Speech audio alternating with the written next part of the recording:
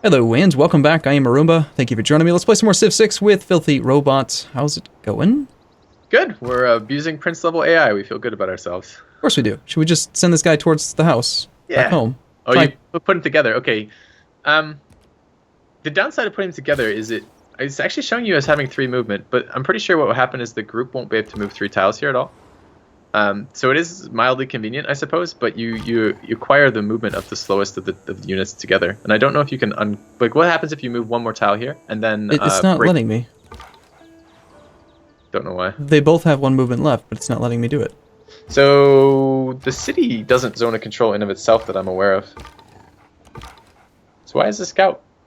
Is this possibly the same turn? When you capture a unit, does a unit have movements? Did we not end turn? No, we did. He's got 2 out of 3 movement, and I can't move him there. Yeah, I mean, if you look, it gave him a zone of control icon, but I don't know what he's being zone of controlled by, considering there's no units here. The city does not, to the best of my knowledge, actually exert zone of control, and there's no units in it. That doesn't make any sense at all. Well, anyway. Maybe it is a city thing. So I mean, in Civ 5, cities did exert zone of control, so maybe you got zone of control by that, and maybe non-combat units are immune to zone of control, but that's starting to reach a little bit. Does using the goody hut actually consume your movement, or...? Yeah, it would take 1 movement. It won't take them all, though. Okay. Workforce. State workforce. Which one was that? I think that's 6 pop. Nope, that's the other one. It's build a district. Okay, That's good. That's good, because I usually don't do a district right away. Districts this early are hard. So. Okay. This looks like more water, but I'd take should the hill we check? just to the south just to see it. Yeah. Yeah, there's some more water, but also more marble. Yeah. Okay. I noticed you play really zoomed out, by the way. Yeah. Yep. More information I can get, the better. Nice. He's trying to let us kill stuff. Excellent. We can choose a Pantheon. Let's do that. Okay. So, we talked briefly about this, but I'm almost positive we didn't talk about it in episode 1 or 2, so we got to talk about this all over again. So, last time in our previous campaign, we actually had a weird setup where we were going to try out... Lady of the Reeds and Marshes. Yeah, that one. Because we had a lot of marsh. Just ridiculous amounts of... No, it was floodplains. Yeah. But with our current setup, which one do you think might be best?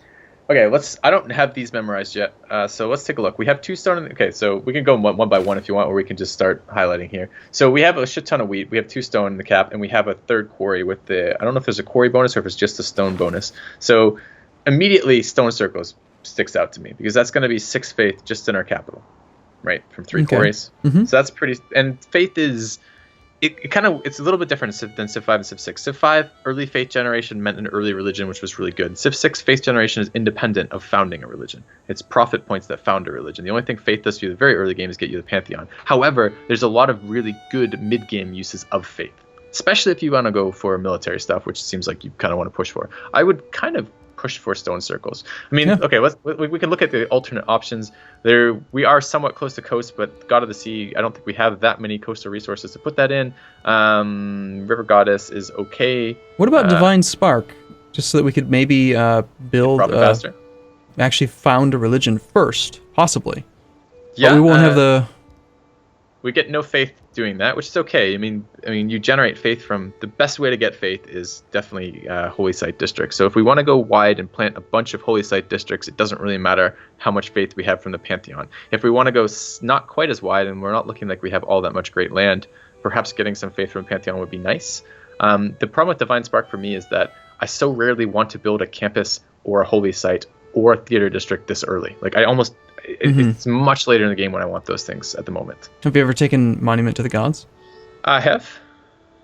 Not been overly thrilled with that. I don't build a lot of early game wonders. I've also tried God of the Forge. That's okay, but we've already built the bulk of our military for what we're going to do versus Prince level AI. So if I knew how often they actually expand, this one would be interesting. Religious settlements? Well, it's just a percent modifier. It doesn't really matter how often they expand, right? True, but I don't know. It's just when they don't quantify the actual number for me, it bothers me. But yeah, fertility rights is always good too. This one was interesting in Civ 5 because it was just any time you were healing anywhere in your own territory. Now you actually have to have the Holy Site District to take any advantage of this at all. It was adjacent to your cities in Civ 5, so it wasn't anywhere in your territory. Oh, right. Okay.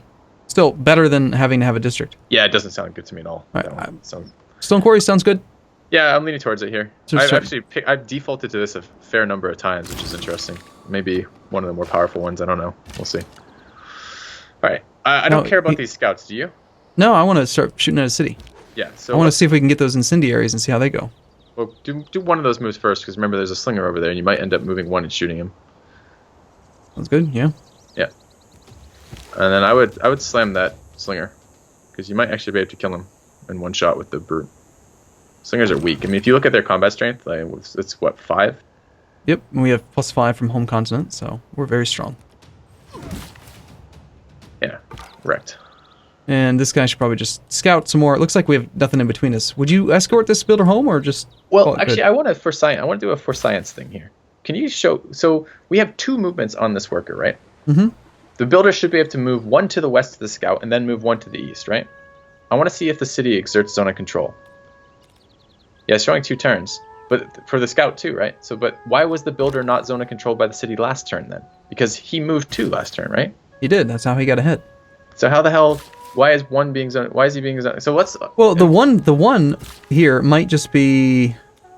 Maybe that's it's doing zone of that control. thing. You can see the red dotted line that's saying it's zone of control, right? That's what that icon means. That's just got to be a bug then, that he was allowed to move 2 instead of 1. Yeah, it's funny. There was a bug in Civ 5 when you captured a worker. On the turn that you captured the worker, the unit that captured the worker was immune to zone of control for the rest of the turn. Probably because on the start of the previous turn, he was considered owned by that guy, so the zone of control didn't apply to him. Well, it wasn't the unit that was captured. It was the unit doing the capturing in Civ 5. So maybe here, you might be right. Perhaps that's what it was, start of the turn. Now, this is weird. It's saying we're in zone of control, but we can still go here. No. Never mind. No, it did it! Oh, you got unit cycled. That sucks. All right, I think we want to go southeast, because I think there's more land over there, which is kind of crazy. Yeah. Like you said, that's like the major enemy in Civ 6. Is not enemies, not AI, it's not even barbarians, it's unit cycling. Yeah, I cannot wait till that option gets re-enabled to get removed. Take a turn to heal this guy, or just send him west? Yeah, I'd actually go west. I mean, if you look at his experience bar, he has a promotion, so we can heal him whenever we want. So, yeah, it's fine.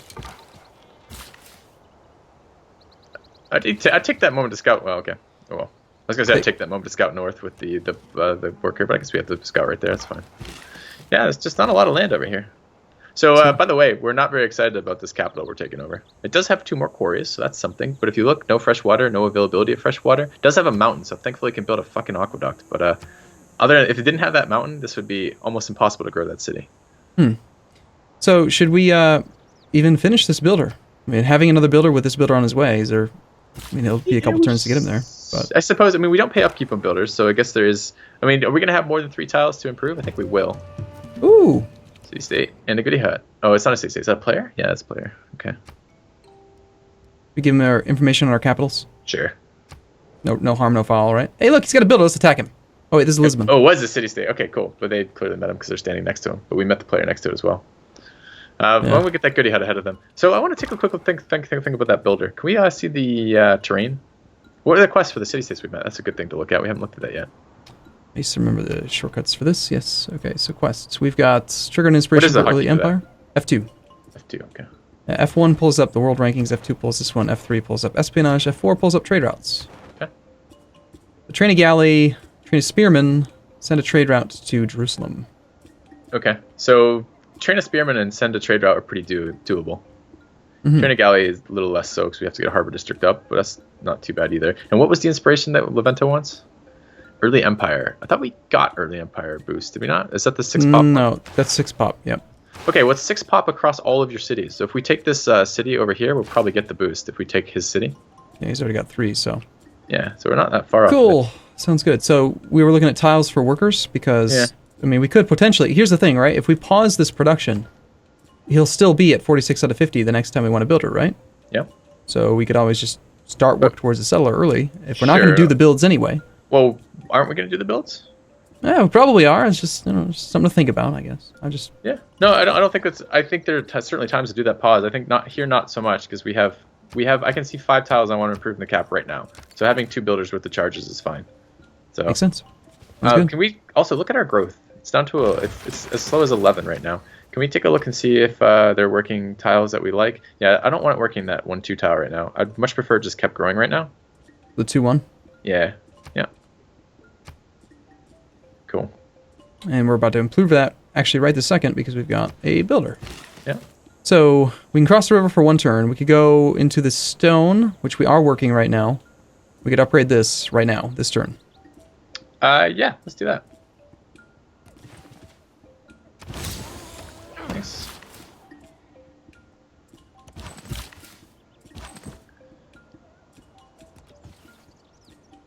That I guess forest it's is counting kind of that. It's counting that plantation. It's rough terrain. Is it forest there? Oh, it's forest. Okay, I can see the forest now. Yeah, I'd shoot him in the face. I'd actually would. I don't think I've had units stolen by player scouts, so he will steal our builders. You can't shoot over the forest, right? Oh, but you can shoot over the flat land next to it, so it doesn't matter. And you're on a hill, so you can shoot over the forest anyways. So I'm saying, like, if I go here, I can't shoot over this forest. Right, yep. So we if you move, you can. Okay. I guess you just stay there for that turn. You could promote. I mean, if you have that one movement point left in the warrior, if you want to take that promotion, now's a good time for it. Good idea. We probably didn't talk about this in episode 3 or 4. So this is one of the reasons why we didn't want to restart. It's hard to remember what we actually talked about and what we didn't. So you were saying before you didn't really like commando because you don't find cliff scaling to be very useful. Yeah. You see how that tooltip pops through from the terrain behind this thing? Yeah, that's kind of annoying. Anyway, it's got to be Battlecry though, right? I mean, it's just so good. It does feel much better than anything else available to it for sure. Although Amphibious was quite good, so like maybe we sucked up a little slightly worse initial promotion to pick up Amphibious and Tortoise. Tortoise is okay, not great, but it's okay. I don't think it's gonna matter for this, and I don't think this warrior is likely to see much combat past that. But maybe we'll promote him through the ages and he'll become an elite guard. I don't know. Well, we can already rename him, right? Because he's level 2. Yeah. I've never tried Amphibious, but I'm thinking we're going to slam the city with this guy. Okay. Right? Well, I don't think the city counts as a melee or ranged unit. So I think you're it's right. a bonus You're to right. slam You're the right. city. You're right. So yeah, you can. I think it's a little pen. It's like a little icon.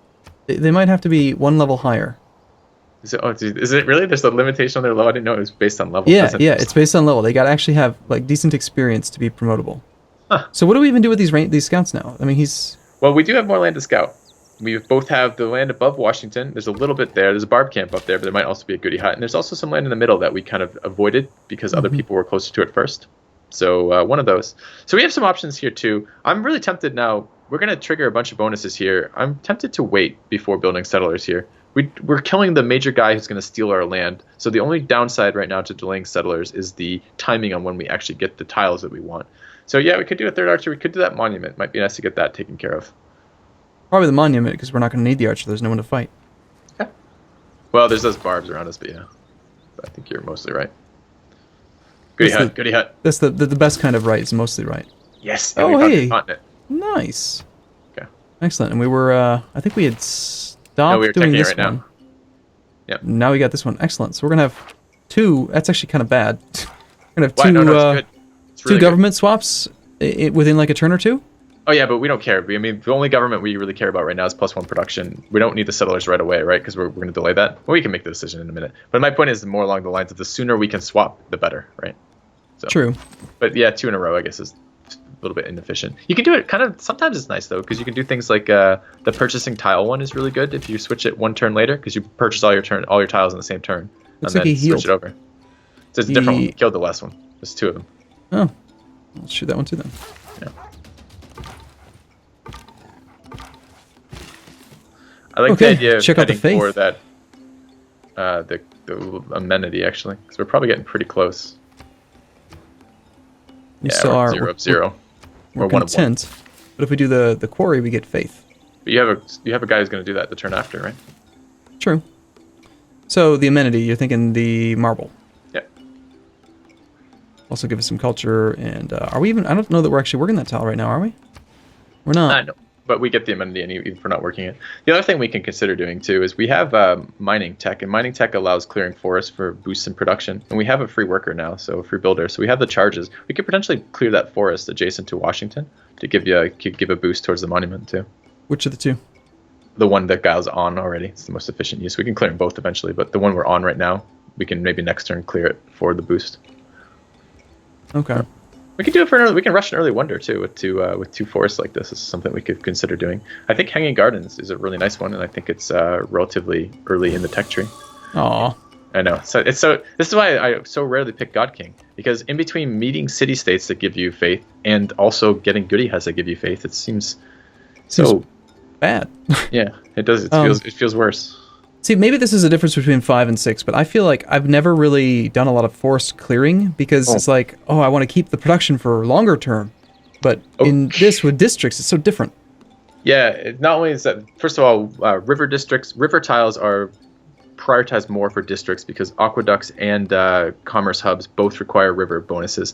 Additionally, being adjacent to the capital means the capital itself counts as a district. So being adjacent to the city center also is going to be more likely to be a district tile. So those tiles adjacent to the city on the river are almost certainly going to end up as districts. And when you plant a district on a wooded tile, you don't get the production boost from that. You just lose the forest. So it almost argues for clearing them while it's there. Mm-hmm. Just fortify, right? Don't do any slamming here? Or you go for the what does it actually tell us? See, the cities are so weak in this game. Compared to Civ 5, they're so weak. I'd slam once and then fortify after. Yeah, looks fine to me. Fair enough. Go for the quarry, or do we want to try to improve the wheat?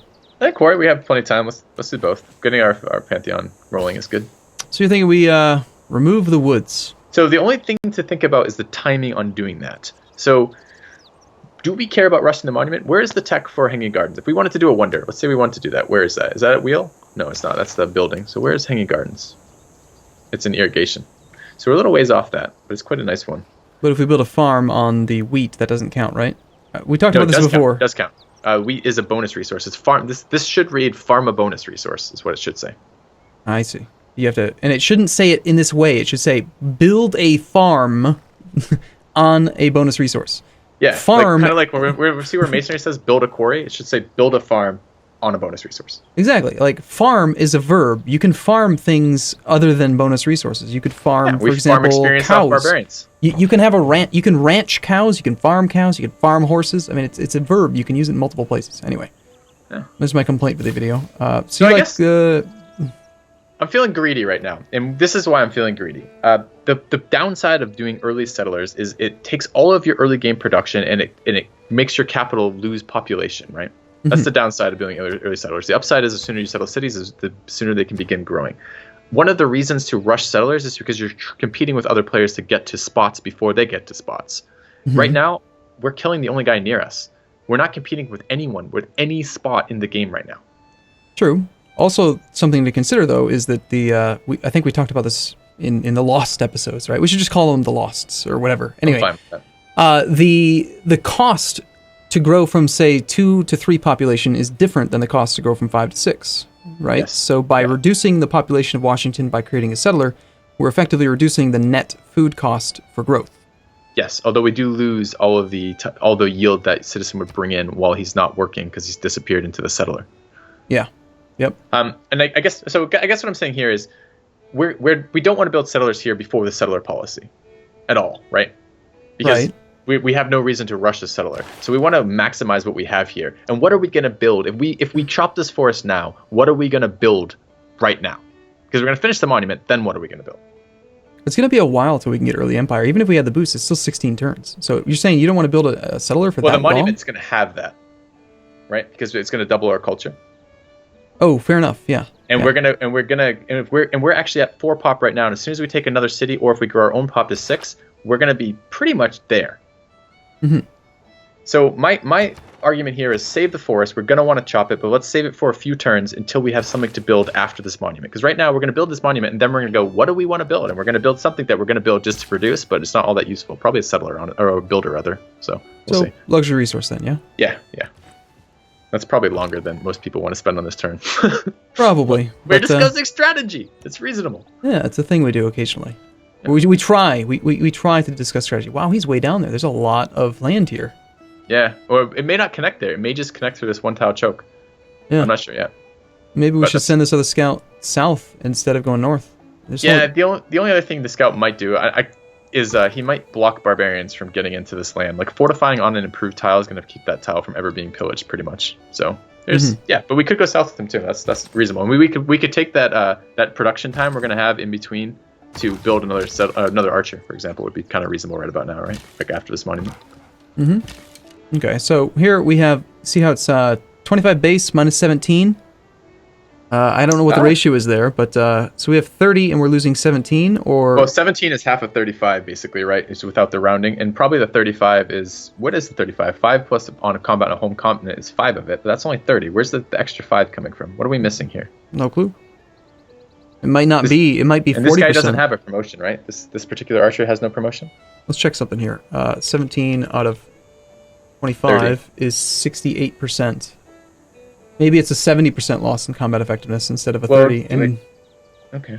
Or 17 out of 30 would be a 56%. 56 doesn't seem realistic. I'm thinking it takes base strength. Because, okay, I know for sure Incendiaries was a flat +7. Okay, well, we can see that right in a minute because we have an Incendiary promoted archer. Maybe we can use the comparison between the two to get some information. No, we don't. It's this one. This one isn't. We don't have it. It's a level 2 promotion. We're gonna get it soon though. We just gotta plug away at this thing a bit. Let's plug away at it a little bit and see if we can figure that out then. Yep. All right. This is the nice part about doing this over here as opposed to in like streaming. I don't tend to focus on like working that out. I'll do it when I'm working on my own, but like it tends to bore the stream to like do that in real time. So I'm glad we're doing it here. I'm all for boring the stream. Yeah, that's great. Definitely do this, right? Because we're working it anyway. We want the faith. Yeah. And then this scout we're going to send to check out some stuff up there. Yeah. And any argument for like which way to go to get up there? Yeah, on that tile right there. This one? Yeah, it just protects the settler, the builder a little bit more from any unit coming down this way. There's our boost for craftsmanship. Okay, so we could change over this turn. I actually kind of like this idea. So I kind of like both of those. Definitely want to get rid of this. Yep. And I kind of want to get rid of bonus versus barbarians. We're not fighting barbarians right now. We're fighting another player. And if we're considering building another archer, let's get the boost for it. Let's not pay full price, right? Mm-hmm. And then we have the choice between production or builder. And both seem pretty good to me right now. Well, we know we're going to be able to change again soon. So for right now, this one helps out more with this than this would. Because you can't build 2 units at the same time. Agreed. With one city. Yep. And I think what you said, I don't know if it was a lost episode or first episode, but I'm kind of excited about trying stacking these legacy bonuses and see if we can try like changing government a lot more than we would normally. You see that? That was another 5 experience for that. Yeah. It seems like maybe there's a little bit of an experience bonus when you are low level, possibly. That could be. That could be exactly what that is. All right. Craftsmanship just completed, but it's not giving me an alert. There we go. But if you have something queued up, it will just go to the next one. Mm-hmm. I don't know if it did or not. Okay. So we completed this one as well, huh? Or is this the one didn't we just complete one last turn? Last turn, exactly. And this is where I was thinking, like, it's better to have, like, it change every 3 or 4 turns, because maybe you want to change more often. We're not going to change now. But right now we have no other options to tech for, right? If you look at the tech path, we're going for the first government choice, and then the first government choice, we have no other. Well, I guess we could have gone into one of the early empire ones. We could have done state workforce instead. Since we do have all that faith, what if we went for... Can't, because we don't have a wild card slot, so we can't use that. Well, not yet. We could go... Once we get political philosophy, we can pick that up, but before that, we can't. You're saying basically these are worthless. Why do they come so early if they can't possibly benefit you unless you are... Greece. Yeah, Greece is the only one that can really do it. Yeah. So I think we go... Well, what do we want? Are we going to be wanting settlers? Or are we going to be what's the state workforce economic card? Okay, we could do that. I mean, if we want to tech right now, what are we teching? See, this is where we get lost, because I think we're still teching wheel, and I don't think we wanted to go this far, because I think we wanted to get the boost later. Shoot. See? So we should... Yeah, I know. It does it to me all the time, right? Like, we do the same thing. I would just default to pottery, because I know for sure I'm not going to waste the science. How awesome would it be if they added the tech to half option? So, like, you could shift queue a bunch of techs to half. Yeah. As opposed to... That would be so good for this. Or an even simpler solution is just that if you end up... Let's say you get a Eureka moment and you already have 50%, then the excess science gets rolled into whatever you research next instead. Yeah, although that just kind of boosts the whole tree that way. Yeah, it could be anything that gives us some more control over this, because even now when we're trying to pay attention to it, and there's 2 of us watching it, we're still losing science and culture. Mm-hmm. All right. Probably take 2 movement. Wait till that 2 movement type situation to take the promotion. Should we go check out South? South? Might even go 3. Yeah, that's 3 movement, but I'd go there. And then next turn we can move 2 and then promote. I'm thinking we take half of early empire right now. Sure. Don't we? Because I want to build wide. I almost always want to build wide, and I think Civ 6 caters itself tremendously towards building wide. Yeah, I think it really does. The It's definitely one of the two. The argument for state workforce here is, since we already have it boosted, is if we want to build then Archer and then a Wonder or something like that, we can change it a little bit sooner. We could get this down to, for example, 1 turn and then go switch to Early Empire, so we can have control over when we switch our cards again. I see what you mean. So, well, you decide. Which one do you want to do? I want state workforce because it gives us more control over when we can choose timing. Okay, sounds good. He can't promote because he's done. I'm thinking about taking one of this guy's movement points to get him out of the way so that when he arrives, he can maybe attack sooner. It's a wooded tile, so it's going to take 2 move to move into it anyways. So it won't be. No point then. Yeah, and woods give the defense, so a little bit advantage. Not that he can shoot us; he doesn't have any range units. All right. Okay. So we do have a slight problem here. I'd back up because and I'd actually back up into the capital with the scout. Because what we want to do is heal. Full heal. Yep. This guy's clearly coming this way. He'll be safe across the river for this turn. Where do we want to build next? What's the next upgrade?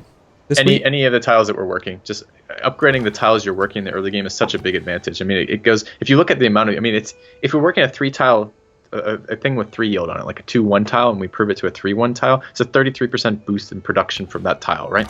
So like those early boosts towards the tiles you're working is a huge overall increase in the productivity of your city. Mm-hmm. So this is true. It was true in Civ 5 as well, that you don't actually have to be working this tile to get the marble. For some reason, I thought you did. Nope. So if you click on amenities right now, do you still feel like a 1-3 is not as good as a 2-1? It's getting closer. It's 4 compared to 3 over there, but I'm still interested in the growth right now. What about the culture?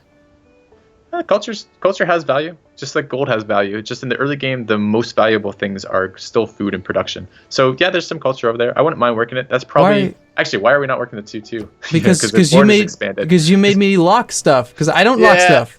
Yeah, but borders expanded. If they gave me a clue when the borders expanded, we wouldn't have lost anything from that. But that's probably been a few turns. So, derp. Oh well. Derp. Yep. See, I don't like locking stuff because I don't trust myself to check it often enough. Okay. And because there's no keyboard shortcut. Keyboard shortcut for managed citizens, and I'd be all over that. Well, let's do this then. Unlock your tiles entirely. Because what the downside with that will be is when your city, and it probably won't even happen in our capital, because our capital has such large amount of growth that it won't run out of growth very easily, because it has like 6 wheat tiles or 5 wheat tiles or something. But in the cities that have problems with growth, you want to give it just pure growth? I wouldn't do that. If we do that, it works the exact tiles you wanted to have locked. Okay. And what happens when you click the production one? It's focusing over there? Yeah, because 1 + 3 + 1 is better than 2 + 2. Okay. According to the game, it's just taking raw stats, probably. All right. I don't trust this. I don't trust food above all else later game though. So I'm okay with not locking tiles, if you want, or I'm okay with the combination. But I don't know if I'm okay with not locking tiles and food focus. There's no way to like block to say no to a tile. Anyway, no, I don't think so. You can tell it to not value culture at all. Oh, there you go. Still didn't do anything. Didn't change. It's probably because it's still looking at 1-3 with amenities is better than 2-2 because of that reason here with the modifier to production. This is why I lock it, so I can micromanage my tiles. Yeah. Well, you're a better player than I am, so we should probably go with what you want to do. So we want to lock all 4 then. Yeah, I want to lock the tiles I like. Okay. All right. Well, we got to put a cut in here. We actually went way over on this episode, but that's okay. We'll be back same time, same place tomorrow. Thank you for watching, everyone. See you soon. See you guys soon.